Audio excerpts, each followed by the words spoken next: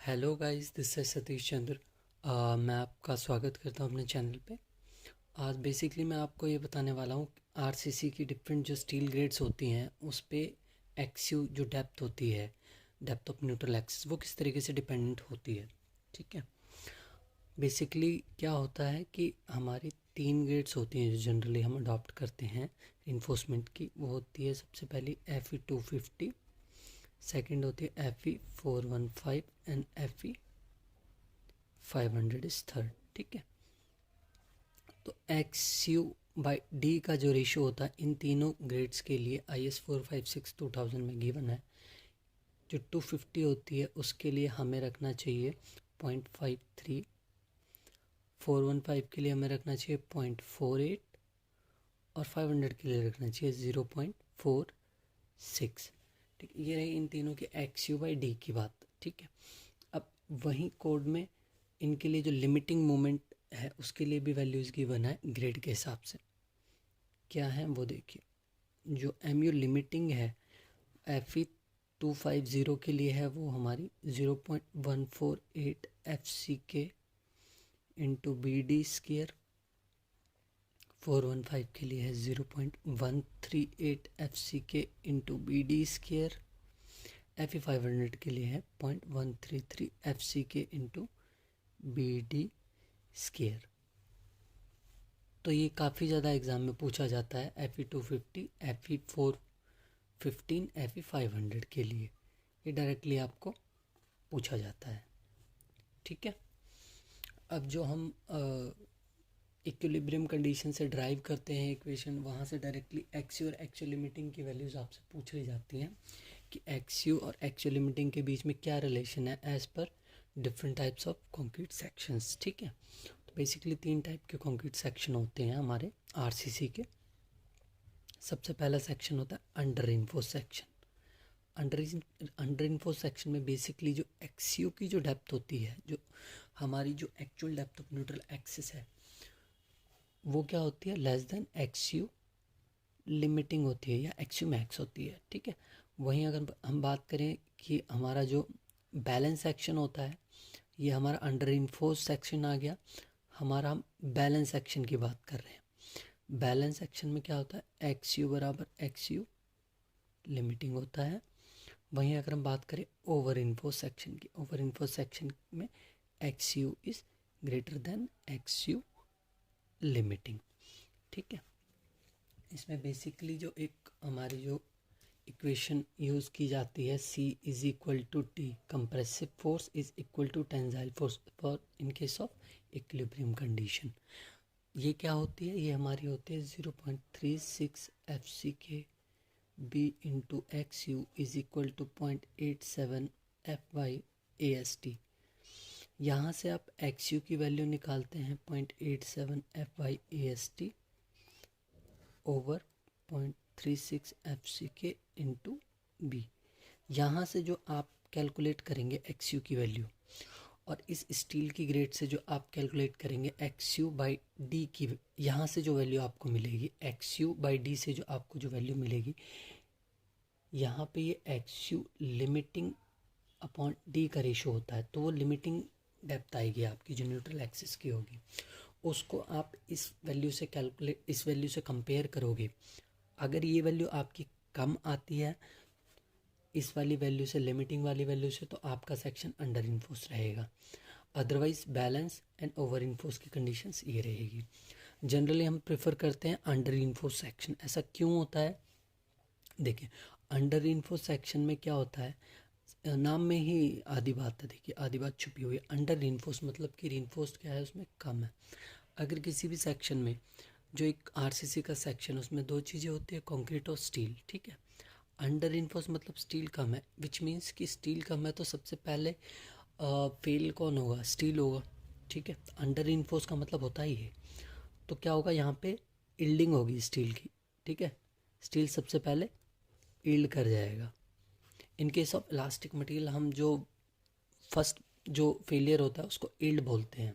ठीक है, और क्या होगा, कंक्रीट बाद में करेगा। ठीक है, तो यील्ड होगा स्टील का अर्लियर, और कंक्रीट में क्या होगा, कंक्रीट स्टेबल रहे, कंक्रीट अपना उसमें फेलियर नहीं होगा, सबसे पहले इसी में फेलियर होगा। और हम चाहते भी हैं कि स्टील में सबसे पहले फेलियर हो। इस तरीके के फेलियर को हम डक्टाइल फेलियर बोलते हैं। क्या बोलते हैं? Ductile failure. ठीक है। बैलेंस एक्शन में क्या होगा कि जो स्टील है, स्टील और कंक्रीट दोनों ही साइमल्टेनियसली फेल करेंगे। ठीक है, दोनों ही साइमल्टेनियसली फेल करेंगे। जिस रिस्पेक्ट से स्टील इल्ड करेगा उसी रिस्पेक्ट से कंक्रीट भी फेल होगा। ठीक है, कंक्रीट भी फेल होगा। ओवर इन्फोर्स से आपको समझ आ रहा है? ओवर इन्फोर्स मतलब कि रीइंफोर्स्ड हमने ओवर कर दिया, ज़्यादा कर दिया। इस केस में क्या होता है, कंक्रीट पहले फेल करता है, कंक्रीट फेल फर्स्ट। ठीक है, ऐसा फेलियर हम नहीं चाहते हैं, कंक्रीट का हम फेलियर नहीं चाहते, क्योंकि कंक्रीट का फेलियर होता है ब्रिटल फेलियर। ब्रिटल फेलियर मतलब कि सडनली स्ट्रक्चर बिना वार्निंग के क्या होगा, फेल हो जाएगा। और वहीं अगर अंडर इन्फोर्स्ड की बात करें तो पहले स्टील फेलियर करेगा, इसमें स्टील फेल करेगा, विच मीन्स कि स्टील एक इलास्टिक मटेरियल जो कि इलोंगेट होगा, तो सफिशिएंट हमारे को टाइम मिल जाएगा।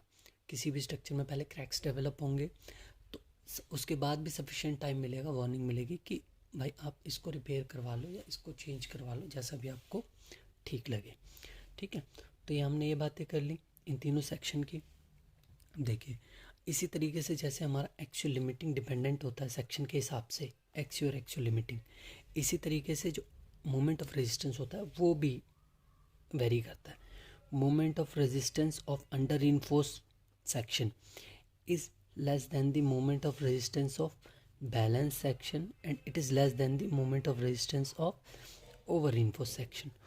अब देखिए, ओवर इन्फोर्स सेक्शन की अगर हम बात करें, ओवर इन्फोर्स सेक्शन में सबसे ज़्यादा मोमेंट ऑफ रेजिस्टेंस है, ये चीज़ आप नोटिस करिएगा।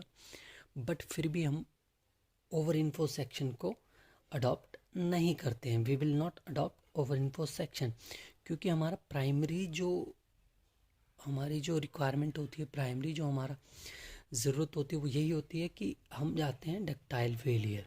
हम कभी भी नहीं चाहेंगे कि कंक्रीट में फेल हो, क्योंकि कंक्रीट का फेल होगा तो सडन फेलियर होगा। ठीक, ये सारी बातें रही हमारी। इसके बाद हम देखते हैं कि स्ट्रेन कंपैटिबिलिटी कंक्रीट में किस तरीके से होती है। ठीक है, कंक्रीट का जो हमारा जो आरसीसी होता है एज पर एलएसएम, उसकी जो स्ट्रेन डिस्ट्रीब्यूशन होता है, स्ट्रेन डिस्ट्रीब्यूशन जो लेते हैं हम वो लीनियर लेते हैं। ठीक है, यहाँ पे कहीं हमारा मान लो न्यूट्रल एक्सिस है, एक्सियो मान लेता हूँ मैं ये। ठीक है, न्यूट्रल एक्सिस के ऊपर वाला सेक्शन क्या होगा, ये हमारा कंप्रेशन में होगा, नीचे वाला सेक्शन क्या होगा, टेंशन में होगा। जो न्यूट्रल एक्सिस की बात कर रहा हूँ मैं केवल, है ना। ठीक है, इसकी मान लो विड्थ बी है, यहाँ मान लो इसकी ओवरऑल डेप्थ डी है। ठीक है, ये मान ली मैंने इफेक्टिव डेप्थ जो कि स्मॉल डी है। ठीक है, इसके जो टॉप कंप्रेशन पे जो स्ट्रेन होता है, अगर मैं बात करूँ स्ट्रेन डायग्राम की, टॉप कंप्रेशन में स्ट्रेन होता है, ये एज पर IS कोड 0.0035 होता है। ये एक्चुअली क्या है, बीम जो होती है हमारी, बीम किस में फेल करती है, बीम एक ऐसा स्ट्रक्चर है, ऐसा मेंबर है स्ट्रक्चर का जो कि लेटरल लोड को कैरी करता है। ठीक है, लेटरल लोड या ट्रांसवर्स लोड बोल सकते हैं, उसको कैरी करता है। ठीक है, अगर ये कैरी करेगा तो क्या होगा, ये कुछ इस तरीके से बेंड होती है। ठीक है, कुछ इस तरीके से बेंड होती है। तो बेंड होने के कारण क्या होता है, इसमें टॉप कंप्रेशन पे क्या होता है, टॉप वाले जितने भी फाइबर्स होते हैं जो हमारे न्यूट्रल एक्सिस के ऊपर होते हैं उन पर आता है कंप्रेशन, और बॉटम वाले जितने भी फाइबर्स होते हैं जो कि न्यूट्रल एक्सिस के नीचे होते हैं उन पे आता है टेंशन। ठीक है, ये बात रही। अब टेंशन कंप्रेशन तो आता है, बट इसके साथ साथ आप देख रहे हैं कि बेंडिंग भी आ रही है। ठीक है, बेंडिंग आने की वजह से क्या होता है, इसके जो बॉटम मोस्ट जो यहाँ फाइबर है, इसके सेंटर में, सबसे पहले सेंटर में क्या होता है, क्रैक्स डेवलप होते हैं। इन्हीं क्रैक्स को हम क्या कहते हैं, फ्लैक्चर क्रैक्स। इन्हीं क्रैक्स को हम क्या कहते हैं, फ्लैक्चर क्रैक्स। ठीक है, तो यहाँ पे हमारी अगर हम बात करें स्ट्रेन कंपैटिबिलिटी स्ट्रेन डायग्राम की, तो वो कुछ इस तरीके से रहता है। ठीक है, अगर देखिए यहाँ कैपिटल, यहाँ स्मॉल डी मैंने मानी, यहाँ से यहाँ तक डेप्थ, एक्सयू माइनस करूँगा यहाँ से यहाँ तक कि हमारी कितनी डेप्थ आ जाएगी, डी माइनस एक्सयू, करेक्ट। यहाँ से यहाँ तक ये जो स्ट्रेन होता है इन स्टील, इसके ऊपर जो स्ट्रेन है ये कंक्रीट का है, इसके नीचे वाला स्ट्रेन है स्टील का। ठीक है, ये हम चाहते हैं it should always be greater than और equal to 0.87 FY upon ES plus 0.002। हम चाहते हैं कि स्टील में स्ट्रेन हो इस वैल्यू से ज़्यादा या इस वैल्यू के बराबर, इससे कम स्ट्रेन नहीं होना चाहिए, क्योंकि इससे ज़्यादा स्ट्रेन होगा तभी उसमें क्या होगी, यील्डिंग होगी, ठीक है, तभी उसमें डक्टाइल फेलियर अक्कर होगा। ठीक है गाइस, तो आप प्लीज़ बताइएगा कि मेरी वीडियो कैसी लगी आपको, ताकि मैं फर्दर आगे और भी वीडियो डाल सकूं, डिफरेंट सब्जेक्ट, डिफरेंट टॉपिक्स जो भी रिलेटेड होगा, जिसमें आपको कन्फ्यूज़न होगी वो बता दीजिएगा, मैं वीडियो डाल दूंगा। ठीक है, तो उसमें आपको घबराने की बात नहीं है। ठीक है, हम इसमें एक छोटा सा कंसेप्ट और देख लेते हैं कि मोमेंट ऑफ रेजिस्टेंस का कंसेप्ट क्या होता है। देखिए, ये है हमारा स्ट्रेन डायग्राम, ठीक है।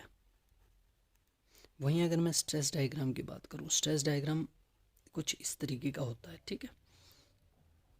जो यहाँ से यहाँ तक का ये वाला जो पार्ट होता है, ये वाला पार्ट हमारा क्या होता है, इस पोर्शन से ऊपर वाला पार्ट होता है रेक्टेंगुलर होता है, ये वाला पार्ट पैराबोलिक होता है, ठीक है। यहाँ पे कहीं हमारा जो रेक्टेंगुलर पार्ट है ना, उसके अंदर ही हमारी जो एक टोटल कंप्रेसिव फोर्स है वो एक्ट करती है, ठीक है। यहाँ मैं मान लेता हूँ कंप्रेसिव फोर्स इधर एक्ट कर रही है, यहाँ मान लेता हूँ टेंसाइल फोर्स इधर एक्ट कर रही है, ठीक है।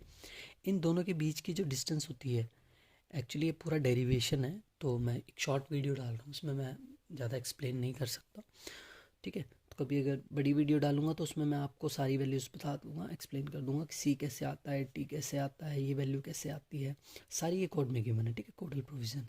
यहाँ पे जो टॉप मोस्ट फाइबर पे जो इसका जो स्ट्रेस की जो वैल्यू होती है 0.445 FC होती है, तो हम इसको क्या ले लेते हैं, 0.45 FC ही ले लेते हैं, ठीक है। 0.45 FC कंसिडर कर एज पर कोड।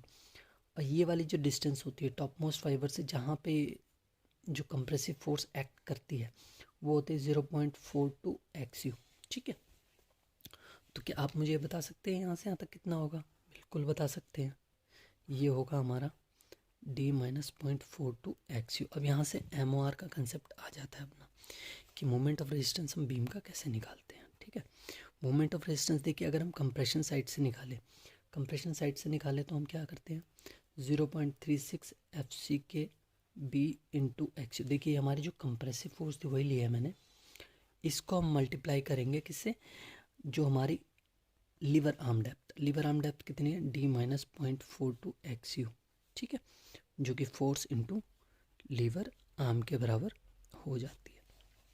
वहीं अगर मैं टेंशन साइड की बात करूँ, MOR from tension side 0.87 FY/AST D minus 0.42 XU। ये भी सेम फोर्स, ये कंप्रेशन साइड है, टेंशन साइड है, इनटू लीवर आर्म, ठीक है। तो ये इतना अगर कंसेप्ट आपको थोड़ा बहुत भी अगर रहेगा, तो आप किसी भी एग्ज़ाम में इससे रिलेटेड, इस टॉपिक से रिलेटेड अच्छे खासे क्वेश्चन कर जाओगे, ठीक है। तो गाइस कैसी लगी वीडियो थोड़ा बताइएगा मुझे, ताकि मुझे मोटिवेशन मिले, मैं आगे वीडियो भी डाल सकूँ, ठीक है। Thank you.